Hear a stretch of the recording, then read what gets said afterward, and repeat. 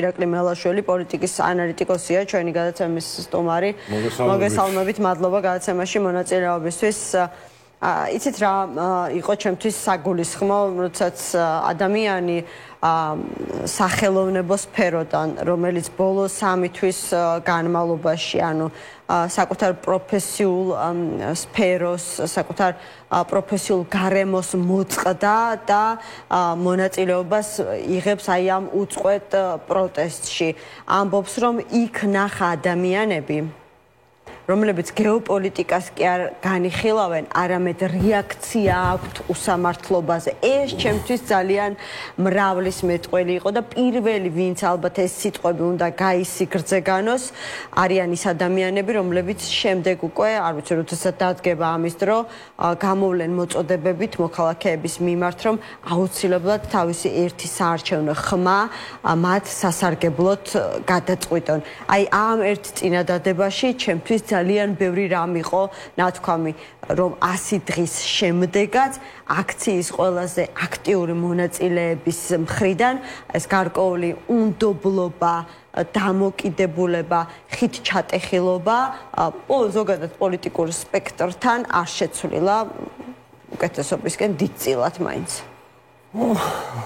პირველ რიგში მადლობა მოწვევისათვის. ხო, საქართველოში 90-იან წლებშიც, ნულოვანებშიც, 10-იან წლებშიც ეხლაც აქციების ძირითადი მამოძრავებელი იყო არა რომელიმე პარტიის მხარდაჭერა, არამედ ის უსამართლობა, რომელსაც ხელისუფლებები ჩადიოდნენ. სამწუხაროდ ერთ-ერთმა ხელისუფლებამ ვერ ისწავლა ჭკუა ამ ქვეყანაში და ვერ ხვდება იმას, რომ უსამართლობა არის მთავარი, რის გამოც ქართველი გამოდის ქუჩაში, საქართველოში გამოდიან ქუჩაში. და ყველას ისე გაუტკბა ეს ხელისუფლება, ეს ძალაუფლება, რომ ისიც დაუწყა, რა დაპირებებით მოვიდა მთავრობაში. თუმცა ამ ხალხზე ვერ ვიტყვი, ახლა ვინც არიან პარლამენტში, რომ მათ დაავიწყათ, იმიტომ რომ ისინი არადოს არ ყოფილან ქართულ ოცნებაში, როდესაც ოცნება შეიქმნა და იქ უამრავი ადამიანი მივიდა. მაგრამ ყველაზე ცუდი ის არის, რომ ხელისუფლება უტიფრად ცდილობს გააგრძელოს ეს კურსი. ანუ იმისი მიხვედრა, რომ მხოლოდ რეპრესიებით, მხოლოდ დაშით, მხოლოდ დაშინებით შენ ვერ შეძლებ, რომ ეს ქვეყანა კალაპოჩი ჩააყენო, ამისი მიხვედრა ჯერჯერობით ხელისუფლებაში არ არსებობს. არ უნდათ ამისი გაგება და რაღაცა ისე იქცევიან, რომ მოსახერხი ოპოზიცია რა გაკვეთილი გამოიტანა სწორედ ამ 100 დღიანი უწყვეტი პროტესტიდან. ვერაფერს ვერ გეტყვით საიმედოს სამწუხაროდ. ჯერჯერობით ის ჯერჯერობით გამოიტანა ალბათ ის დასკვნა, რომ ეს ხალხი გაჩერებას არ აპირებს. მაგრამ სამწუხაროდ მე ძირითად პრობლემას რასაც ვხედა ოპოზიციაში არ არიან ლიდერები, რომლებიც მზად არიან საკუთარ თავზე აიღონ პოლიტიკური პასუხისმგებლობა და ეს არის ყველაზე მძიმე ამბავი. იმიტომ რომ მე ხა ამდენი წელი უყურებ 80-იანი წლების ბოლოდან ქართულ პოლიტიკაში ვიყავი, ახლა არ ვარ, მაგრამ ვაკურდები ვარ ამ პროცესებს, ასეთი შიმშილი ლიდერებზე არასდროს არ ყოფილა საქართველოში.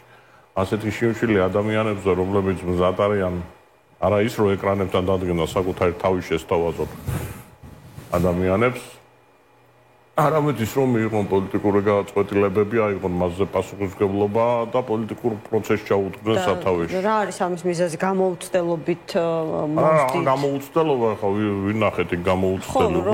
არ არის, ამიტომ ვამბობ ხო. არ არის და მორჩა. ესეთი არის მდგომარეობა, ესეთი არის მოცემულობა. ან პასუხისმგებლობის საკუთარ თავზე აღება არავის არ უნდა ამ შემთხვევაში. ხო, მაგრამ აი ხომ გამოიკვეთა რაღაცნაირად დაიწყო საუბარი იმაზე, რომ სალომე ზურაბიშვილს შეუძლია სწორედ ეს ლიდერის ფუნქციები ითვეთოს შეასრულოს და ითვეთოს საკუთარ თავზე. მე იმედი მაქვს, რომ ხო კალბატონი სალომე არის დღეს ერთადერთი აი პოლიტიკურ სპექტრში, რომელსაც გააჩნია გარკვეული მხარდაჭერა და ნდობა მოსახლეობის. მე იმედი მაქვს, რომ პოლიტიკური პარტიები არ გაფანტავენ ამ ნდობას ისე როგორც საკუთარი ნდობა გაფანტეს, იმიტომ რომ ეხლა თუ ასე ვთქვათ, მის გარშემო წავიდა ეს პარტიული იწილო და გაურკვევლობები ვინ მეორეა, ვინ მესამე, ვინ მეოთხე, ძალიან ცუდი იქნება.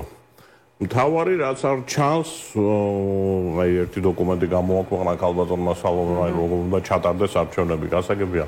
იქ ჩანს როგორ უნდა ჩატარდეს არჩევნები? არა, ჩანს რომ როგორ იქნება კარგი არჩევნები რომ ჩატარდეს. მთავარი თემა რაც არის, როგორ მივდივართ ჩვენ არჩევნებამდე, ჯერჯერობით ამაზე აფერი არ ისმის. ხო, მაგრამ ჩვენს გადაცემაში თქვა სწორედ ეკაბესელიამ, რომ დარჩა ამაზე მუშაობს სალომე ზურაბიშვილი და დარჩა მხოლოდ ასე ვთქვათ სადეკლარაციო ნაწილი და ძალიან მალე ის წარედგინება როგორც ოპოზიციას, ისე ფართო საზოგადოებას. შევხედოთ სადაც საუბარია ასევე რომ საარჩევნო ადმინისტრაცია უნდა შეიცვალოს, ანუ სამართლიანი არჩევნები საკანონმდებლო ცვლილებების გარეშე. ასეთი რამ რამდენად შესაძლებელია? სამართლიანი არჩევნები ჩვენი კანონმდებლობა არ არის მთავარი პრობლემა საქართველოში სამართლიანი არჩევნებისა. მთავარი პრობლემა არასდროს არ ყოფილა სხვათა შორის კანონი როგორც უნდა დაწერო, კანონში არ ჩაწერ, არცერთ კანონში არ წერია რომ არჩევნები უნდა გააყო. ხო, არცად არ წერია ეს. ამიტომ კანონში არ არის მთავარი პრობლემა, მთავარი არის გადაჭარბებული ძალაუფლება, რომელიც აქვს ხელისუფლებას, ის ბერკეტები, რომელიც მას გააჩნია ადმინისტრაციული რესურსის სახით და რომელსაც ის იყენებს ამ არჩევნებს. ანუ ყოველგვარი კანონმდებლობაში ცვლილებების გარეშე შეაძლებელია არჩევნების ჩატარება, თუ შენ ამ ადმინისტრაციულ რესურსს გააჩერებ. 2012 წელს მოხერხდა ეს ადმინისტრაციული რესურსის გაჩერება, 2003 წელს ან პერიოდულად ხდებოდა ხოლმე, როდესაც ოპოზიცია ძალიან ძლიერი იყო, ამ ადმინისტრაციული რესურსის გაჩერება ხელისუფლებას არ ყოფნიდა ეს ადმინისტრაციული რესურსი იმისათვის, რომ არჩევნები მოეღო. ოპოზიციის მთავარი საზრუნავი, თუ არჩევნებზეა ლაპარაკი, უნდა იყოს ეს, როგორ ვაჩერებთ ამ ადმინისტრაციულ რესურსს. მე ვნახე რა კომისიის წევრები ხავდა ზოგიერთ ადგილას ოპოზიციას და ძალიან ბილადრო თქვა სუსტი შთაბეჭდილება დატოვა. ფაქტი ერთია, რომ არჩევნების დღეს ძალიან ცოტა საჩივარი დაიწერა საქართველოში, ეს ყველაზე ცოტა საჩივარი რაც მახსოვს ბოლო 25 წლის მანძილზე. და ოპოზიციამ ახლა ამაზე დაპასუხისმგებლობა უნდა იყოს ალბათ, ხო? და მაგრამ თავარი საკითხი კი ბატონო, ასეთ შეიძლება ჩაატარო არჩევნები, ისეთ შეიძლება. თავარი საკითხი რიგარეში არჩევნებამდე როგორ მივდივართ, ანუ როგორ ვახცევთ ამ მიზანს. მე ეს მინდა თორე მესმის ქალბატონი ეკარასაც იძახის, როგორ შეიძლება კანონების გარეშე, საკანონმდებლო ცვლილებების გარეშე ჩავატაროთ. ნუ კაი გავიგე. საერთაშორისო წნეხით და ქვეყნის შიგნით, არ ვიცი, საპროტესტო პროცესის გაგრძელებით. გასაგებია, უნდა არსებობდეს ისეთ რამ, პროტესტი არ არის თავისთავად თვითმიზანი, ხო? პროტესტი პარლამენტში არ შესვლა, საერთაშორისო წნეხი ეს უნდა იყოს რაღაცა ერთიანი გეგმის ნაწილი. და მათ შორის პროტესტის გამრავალფეროვნება. მარტო პროტესტით არაფერი არ მოხდება. მართლა მაინტერესებს ვინმეს ისე წარმოუდგენია, რომ რითი დამთავრდება ეს ყველაფერი, ოცნებად ჩაალაგებს ჩემოდნებს და გაიქცევა ქვეყნიდან. როდესაც გზაში დაეწევა ამ ყველაფერს საერთაშორისო ფინანსური სანქციები, მიაჩნიათ, რომ კუთხეში მიმწყდეულები სხვა გამოსავალი არ ექნებათ, რომ არა ახალი არჩევნების ჩანიშვნა. კი, მაგრამ აქამდე იძახიან, რომ არალეგიტიმურია ეს ხელისუფლება და თუ ამან უნდა ჩანიშნოს ეს ახალი არჩევნები, მაშინ ლეგიტიმურია. ბევრი წინააღმდეგობა არის. ნებისმიერ სხვა საკითხზე ლეგიტიმაცია, მოლაპარაკებები არ შეიძლება ლეგიტიმაციის აღიარება არის. გავიგე, მაგრამ თუ არჩევნების ჩანიშვნა შეიძლება, ეს აღარ არის ლეგიტიმაციის აღიარება. მე უბრალოდ იმის სურვილი კი არა მაქვს, რომ ვინმეს ვეპაეკრო და ვინმე ჯინში ჩაუდგე, უბრალოდ რჩება შთაბეჭდილება, რომ ჯერ კიდევ მკაფიო წარმოდგენები არ არსებობს იმაზე თუ როგორ იქნეს ეს მიზანი მიღწეული. მაუცებს ეს მიდგომა, რომ არანაირი საუბარი. მე მაპატიეთ, მაგრამ მე მაქვს ის გამოცდილება ეროვნული მოძრაობის. 9 აპრილის შემდეგ, როდესაც კომუნისტებმა აქ რუსის ჯარი შემოგვიყვანეს, ზუსტად ის ცეკა იყო, ვინც ეს საქმე გააკეთა, ერთი კაცი გადადგა მარტო ჯუბერ პატიაშვილი. ოპოზიცია წავიდა მოლაპარაკებებზე და ჩაატარებინა დემოკრატიული არჩევნები ქვეყანაში. რა თქმა უნდა, ჩაატარებინა ძალის დემონსტრირებით. აი ეს ძალის დემონსტრირება რაც ხდება ქუჩაში დღეს, ეს ძალის დემონსტრირებას უნდა ქონდეს ძალიან კონკრეტული ჩემი აზრით მოთხოვნები და უნდა არსებობდეს ამ მოთხოვნების გატანის საშუალებები. მე ვერ წარმომიდგენია ის, რომ არ შედგება არანაირი ლაპარაკი არავისთან და უცნობა გაიქცევა. ანუ მაინც მოუწევს ოპოზიციას მოლაპარაკებებს ეწასვლა ქართულ ოცნებასთან. ყველა ვარიანტი პროცესი მთავრდება მოლაპარაკებით. არ რევოლუცია. თუ ვინმეს იმედი აქვს, რომ გააქცევს, მაშინ ეს სხვა პროცესია. და თუ ამაზე არ გვაქვს საუბარი და გვაქვს პოლიტიკურ პროცესზე საუბარი, მაშინ ოპოზიცია მზად უნდა იყო და ოპოზიციას საკამაოდ ბევრი ბერკეტები გააჩნია იმისა, რომ ზეწოლა მოახდინოს მათ შორის მოლაპარაკების პროცესში ხელმძღვანელობას. რა ბერკეტები გააჩნია ოპოზიციას? ქუჩა, სანქციები. ანუ ოპოზიციას აქვს რესურსი იმისა, რომ ქუჩაში უფრო მეტი ხალხი გამოიყვანოს, აი დღეს სააკაშვილმა თქვა, ქუჩაში გამოიყვანოს. ზედმეტად დავიიმედებთ თავს, რომ კიდევ ერთი სანქცია და მერე ჩამოიშლება. არ ჩამოიშლება მხოლოდ ამის გამო სიტუაცია ქვეყანაში შეიცვლება ერის ერთიანობისა და ბევრად უფრო ძლიერი ბრძოლის პირობებში, ანუ აი ამ ასე ვთქვათ, არ ვიცი, წარმოდგენებს თუ სურვილებს, რომელიც აქვს მიხეილ სააკაშვილს, აქვს ეს რესურსი თუნდაც იმ პარტიას, რომელიც მან დატოვა და დღეს ამ ფორმაციით არის, რა ფორმაციითაც არის. საკმაოდ ცალ-ცალკე პარტიებზე მე არ ვლაპარაკობ და ზოგადად არ მიმაჩნია, რომ ცალკე პარტიებს დღეს საქართველოში აქვს რაიმე სერიოზული საშუალება, იქიდან გამომდინარე, რომ მათ ლიდერებს ადამიანთა უმრავლესობა უბრალოდ არ ენდობა. ეს მოცემულობა არის. რატომ არის ეს მოცემულობა? ამ პარტიის ლიდერებმა თავად უნდა იფიქრონ ამას. მაგრამ მე ვამბობ იმას, რომ თუ კარგად დაიგეგმება და თუ სწორად იქნება გაკეთებული მიმართულებები, საპროტესტო ტალღის გაზრდა შეიძლება, ოღონდ ის უნდა იყოს კონკრეტულ შედეგებზე ორიენტირებული.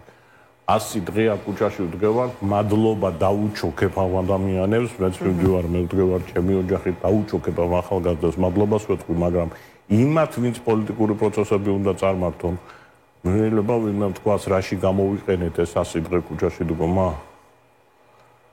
რაიმე პოლიტიკური შედეგის მიღწევა შეიძლებოდა თუ არ შეიძლებოდა ამ 100 დღის განმავლობაში?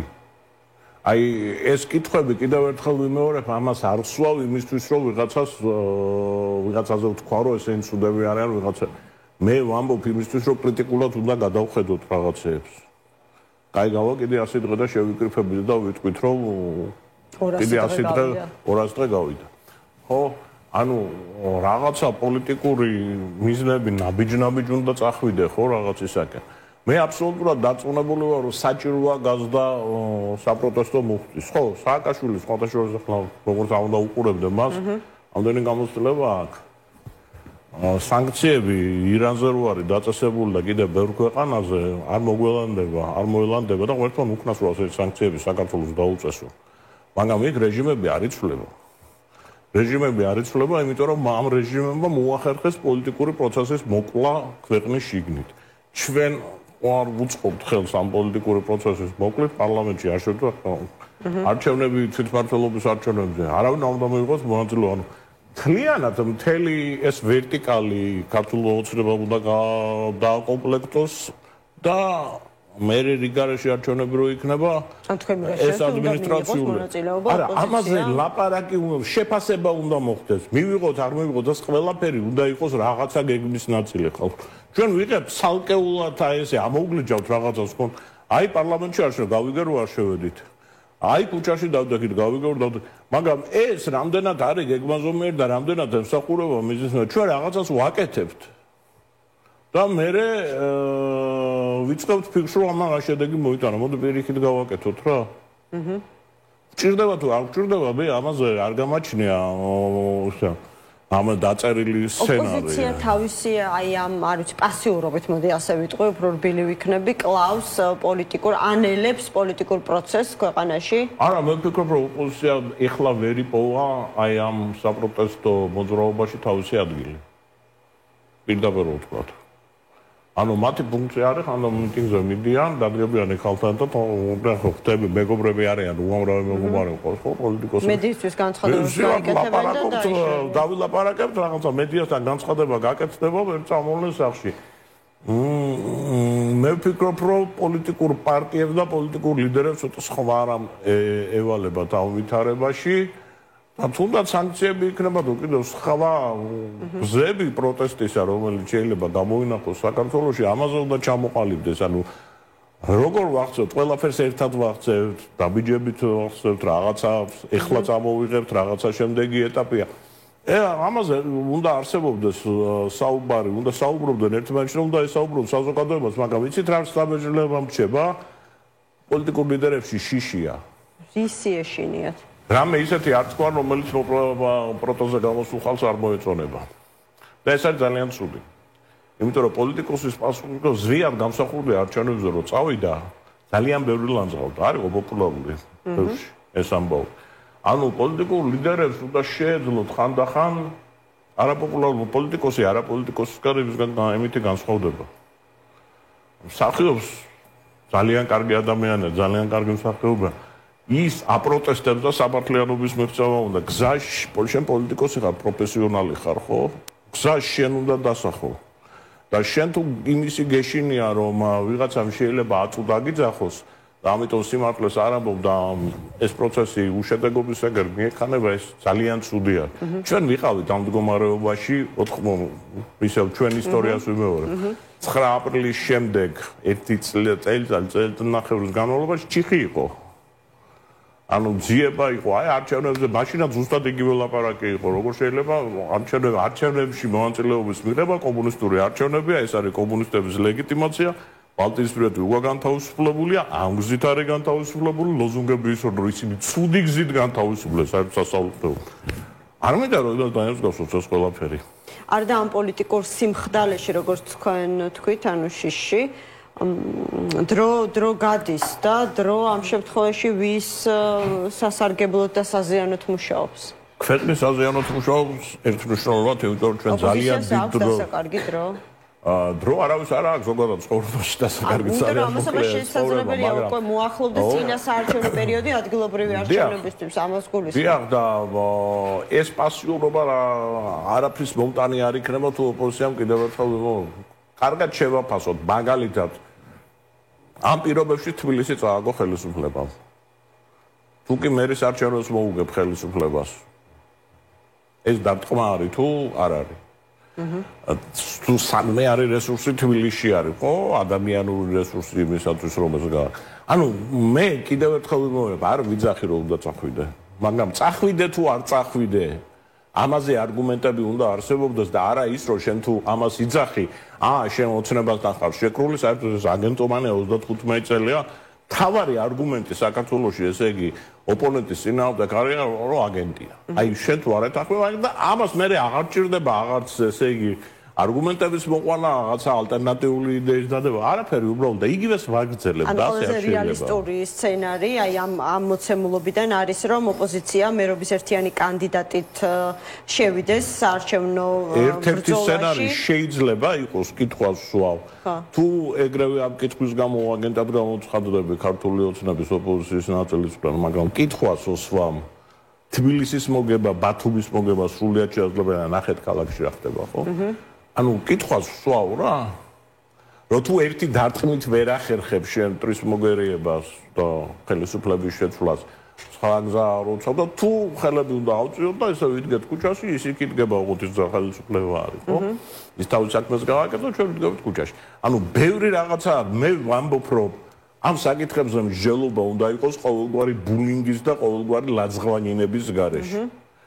იმიტომ რომ ხშირ შემთხვევაში მე მინახავს ეს რომ ხელისუფლებები ოპოზიციაში ყოფნის დროს მინახავს, აი სააკაშვილის ოპოზიციაში ყოფნის დროს ხელისუფლებები ძალიან უწყობდნენ ხელს ისეთი რადიკალური განწყობის გაღვივებას ოპოზიციაში, რომელიც ფაქტობრივად არანაირ შეხების საშუალებებს არ ტოვებდა და ხელისუფლება ერთმანეთთან და ხელისუფლება ძალიან კომფორტულად იყო, იმიტომ რომ მე ძალიან რთულად წარმომიდგენია დღეს ხელისუფლება დასხდეს ვინმესთან, დაჯდეს ვინმესთან და რაიმე არგუმენტი მოიყვანოს მონოლოგის რეჟიმში კი არა, როცა არავინ არ გაწყვეტილებს, თუნდაც მზიას ამბავს.